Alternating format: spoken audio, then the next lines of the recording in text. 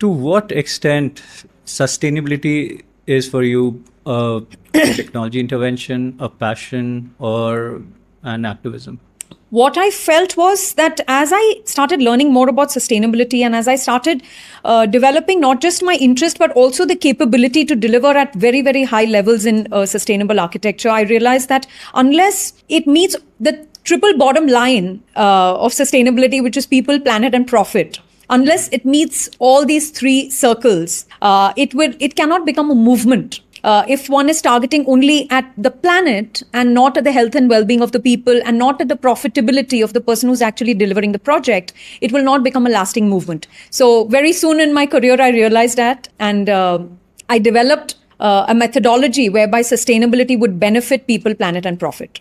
Yeah, so my next question is, see, when we talk about sustainability, people talk about material and energy, but I hear you talking about health and well-being. Can you just elaborate on that? That's a beautiful question. Material and energy is more about the well-being of the planet, and health is more about the well-being of the people who inhabit the space.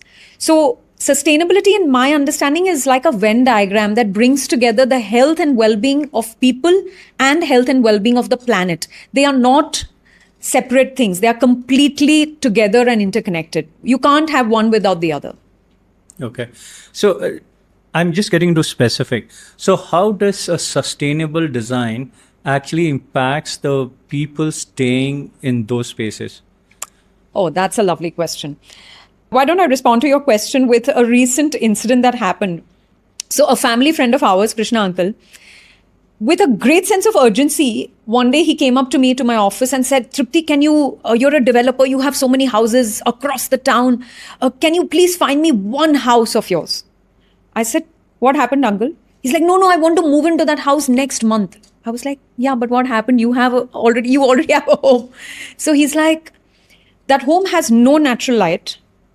And right from 6 in the morning till 10 at night, my wife, who's predominantly a homemaker, is staying 16 hours at home in artificial light. Because of which, at the age of 58, her eyesight has been severely impaired. And the ophthalmologist has actually prescribed her that she should stay in daylit spaces, in sunlit spaces, in order to protect her eyesight from further degradation. And because of that, he ran up to me with this sense of urgency. What kind of a price are you going to put to your health? Absolutely. So definitely those are extremely valuable for residents staying here. But one common perception people have is if you go with sustainable design, it is going to cost you a lot more. How true is that? So that's a very myopic understanding of sustainability, which is not true. Because cost cannot be ascertained only by what you paid today, even though what you paid today is also at par with the conventional, but also what you are going to pay in the long run. So just to give you a basic statistic, Abhishek, the major cost of the building is the cost of operating the building over its lifespan. That is the major cost, not just the capital cost that you spend when you build the building. That is only half the cost. The remaining half the cost is operating the building over its 30, 40, 50-year lifespan. So that cost can be drastically brought down through sustainable interventions, like having, as I said, completely daylit spaces. All of my buildings are completely daylit. You don't have to switch on artificial lights during the sunlight hours, during the sunshine hours at all. They are thermally comfortable, which means either there are no air conditioners or your air conditioning bill is down by half, definitely down by half.